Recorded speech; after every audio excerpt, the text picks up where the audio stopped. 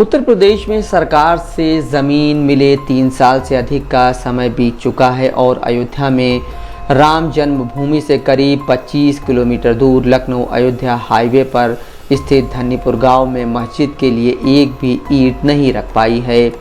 जहां एक और राम मंदिर का निर्माण 50% से अधिक हो चुका है। मंदिर निर्माण के लिए पूरे भारत से पैसा आ रहा है। मंदिर निर्माण पूरा करने की समय सीमा जनवरी 2024 में समाप्त हो रही है, जबकि मस्जिद सरकार और प्रशासनिक बाधाओं के जाल में फंसी हुई है। न्यूज़ वेबसाइट द प्रिंट की एक रिपोर्ट के मुताबिक मस्जिद प्रोजेक्ट के लिए बनाए गए trust Indo Islamic cultural foundation IICF के एक सदस्य ने कहा, प्रधानमंत्री से लेकर CM तक ने राम मंदिर स्थल का दौरा किया, लेकिन कोई भी मस्जिद की ज़मीन देखने तक नहीं आया। उन्होंने कहा, जैसे सरकार राम मंदिर के लिए काम करवा रही है, वैसे ही मस्जिद के लिए भी किया जाना चाहिए। स्थानीय प्रशासन के हाथ में बहुत कुछ नहीं है। मस्जिद की योजना और डिज़ाइन बनकर तैयार है, सब कुछ स्टैंड बाई पर है और मुस्लिम समुदाय राम जन्मभूमि मंदिर निर्माण पर लंबे समय से नज़र रखे हुए है, लेकिन अयोध्या मस्जिद की कहानी देरी, निराशा और संदेह में भरी हुई है।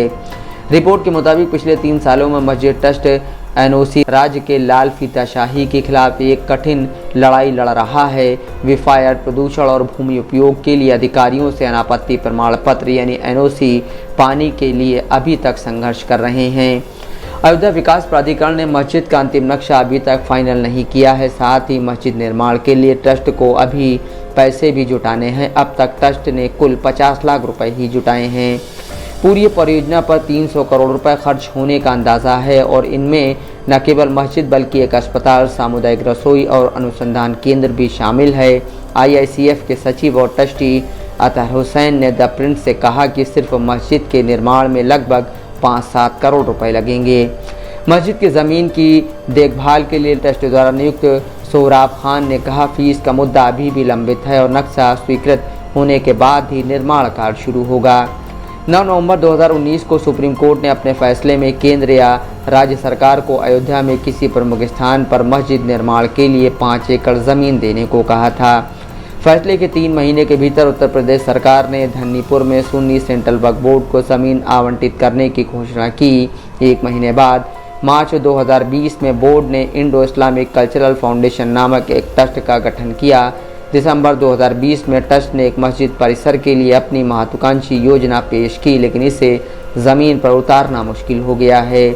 मस्जिद ट्रस्ट का कार्यालय लखनऊ के अशोक सिंघल चौराहा पर स्थित है। इस चौराहे का नाम विश्व हिंदू परिषद के दिवंगत नेता के नाम पर रखा गया है, जो राम मंदिर आंदोलन के सबसे प्रमुख चेहरों में से एक थे। ट्रस्ट के सचिव अतहर हुसैन ने पुष्टि की कि अयोध्या विकास प्राधिकरण ADA ने मार्च में भूमि उपयोग की मंजूरी दी थी, लेकिन विकास शुल्क एक बड़ी बाधा बन गया है। उन्होंने कहा कि अगर सरकार विकास शुल्क से छूट नहीं देती है तो ट्रस्ट केवल मस्जिद के लिए एक नया डिज़ाइन प्रस्तुत करेगा, न कि प्रस्तावित परिसर में अन्य इमारतों की। उन्होंने कहा, अभी तक केवल 50 लाख रुपए ही जमा हो सके हैं। हम सरकार से विकास शुल्क माफ़ करने की मांग कर रहे हैं, जिसका अनुमान कुछ करोड़ रुपए तक है। अगर ऐसा नहीं होता है तो पहले हम मस्जिद बनाएंगे, उसके बाद हम ADA को अस्पताल और अन्य इमारतों का डिज़ाइन फिर से सौंपेंगे। इंडो इस्लामिक कल्चरल फाउंडेशन ने अभी तक पूरी तरह से ज़मीन को चारों ओर से बाढ़ से नहीं घेरा है। आसपास के क्षेत्र में केवल 4 ट्रस्ट के बोर्ड लगे देखे जा सकते हैं। यहाँ सूफी संत हज़रत शाहगदा शाह का सफ़ेद रंग का आलीशान मकबरा है।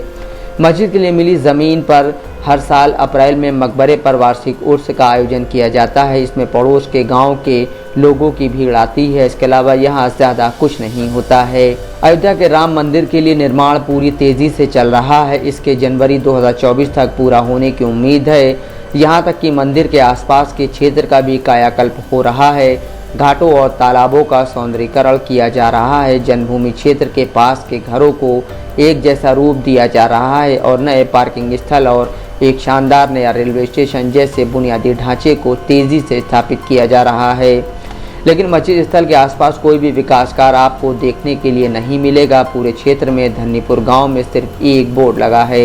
IICF के ट्रस्टी और सचिव अतहर हुसैन ने कहा कि राम मंदिर और इस मस्जिद की तुलना नहीं की जा सकती। उन्होंने कहा, राम मंदिर के लिए दशकों की तैयारी रही है। मस्जिद के लिए ज़मीन सुप्रीम कोर्ट के फैसले के बाद ही दी गई थी। पहले कोविड ने इस परियोजना को पटरी से उतार दिया और फिर कुछ एनओसी प्राप्त करने में देरी हुई।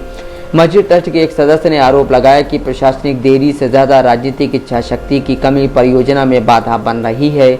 उन्होंने कहा, राजनीतिक बाधाओं के कारण मस्जिद का काम शुरू से ही आगे नहीं बढ़ा है।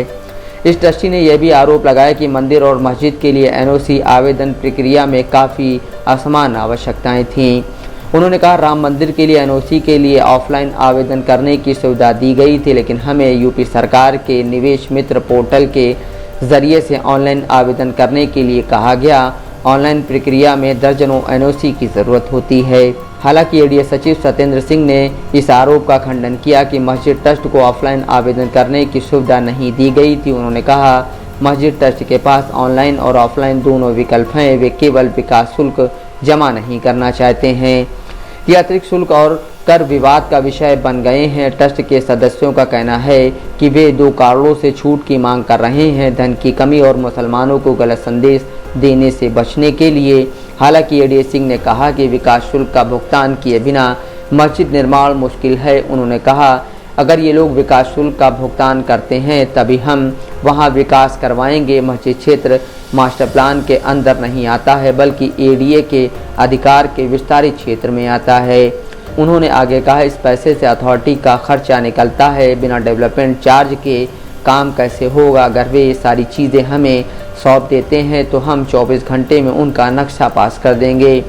सिंह ने कहा कि ट्रस्ट सरकार से संपर्क करने की कोशिश कर सकता है, लेकिन उसमें छूट संभव नहीं होगी। उन्होंने कहा कि कोई भी सरकार राजस्व का नुकसान नहीं उठाना चाहेगी। उन्होंने कहा कि मंदिर ट्रस्ट ने अपना सारा बकाया समय पर एडीए को जमा किया है।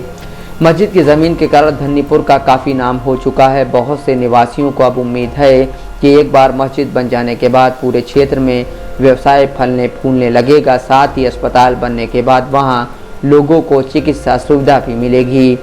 धन्नीपुर 2000 लोगों का गांव है और इसके आसपास के गांव रौनाही में लगभग 10,000 की आबादी रहती है और दोनों को मिलाकर यहां 14-15 मस्जिदें हैं। स्थानीय लोगों का कहना है कि उन्हें वास्तव में एक नई मस्जिद की ज़रूरत नहीं है, लेकिन प्रस्तावित अस्पताल और अनुसंधान केंद्र को लेकर स्थानीय लोग काफ़ी उत्साहित हैं। इस इलाके की एक मस्जिद की देखरेख का काम करने वाले अब्दुल अहदा ने कहा, यहाँ कई मस्जिद और अन्य पूजा स्थल हैं, लेकिन एक अस्पताल की बहुत ज़रूरत है। अभी लोग इलाज के लिए लखनऊ या फैज़ाबाद जाते हैं। धन्नीपुर के रहने वाले किसान श्रीनाथ यादव भी कुछ ऐसे ही आशान्वित हैं। वे कहते हैं, कहा जा रहा है कि यहाँ एक अस्पताल बनाया जाएगा, इससे लोगों में खुशी है, आम लोगों को ही सुविधा मिलेगी। इसके अलावा धन्नीपुर के आसपास की ज़मीनों के दाम भी बढ़ने लगे हैं। श्रीनाथ कहते हैं, यहाँ हमारी ज़मीनों का दाम बहुत बढ़ गया है। यादव ने कहा कि कीमतें पहले की तुलना में 5-7 गुना बढ़ गई हैं। 19 दिसंबर 2020 को ट्रस्ट के सदस्य और आर्किटेक्ट प्रोफेसर एसएम अख्तर ने मस्जिद परिसर के डिज़ाइन का अनावरण किया था। इसकी इमारतों की दृष्टि भविष्यवादी है, न केवल नवाचार और आधुनिकता का बल्कि अतीत को पीछे छोड़ने का प्रतीक है। प्रस्तावित परिसर 4500 वर्ग मीटर में फैला है, जिसमें एक शोध केंद्र, संग्रहालय, 200 बिस्तरों वाला अस्पताल और सामुदायिक किचन शामिल है। IICF मस्जिद और चैरिटेबल अस्पताल के लिए ऑनलाइन फंड जुटा रहा है, लेकिन अभी तक सिर्फ 50 लाख रुपए ही जमा हो पाए हैं। यह राम मंदिर के लिए जुटाए गए 3200 करोड़ रुपए के मुकाबले ना के बराबर है। मीडिया रिपोर्ट्स के मुताबिक मस्जिद के लिए चंदे का एक बड़ा हिस्सा हिंदू समुदाय से आया है। हालांकि मस्जिद परिसर के विजन को साकार करने के लिए लंबा इंतजार करना पड़ रहा है। प्रोफेसर अख्तर कहते हैं कि 3 साल बीत चुके हैं। यह आधुनिक वास्तुकला में एक लंबा अंतराल है। जब काम शुरू होगा तो डिज़ाइन में और भी कई स्ट्रक्चरल बदलाव करने होंगे ताकि आर्किटेक्चर समय के हिसाब से लगे। इस बीच केयरटेकर सोराब खान निराश मन से किस्मत को दोष दे रहे हैं। खान कहते हैं, एक तरफ अयोध्या में मंदिर के चारों ओर विकास की गंगा बह रही है, काश उस गंगा की एक बूंद मस्जिद के आसपास भी गिरी होती। Mohammad Asim Siddiqui, Dastak live news.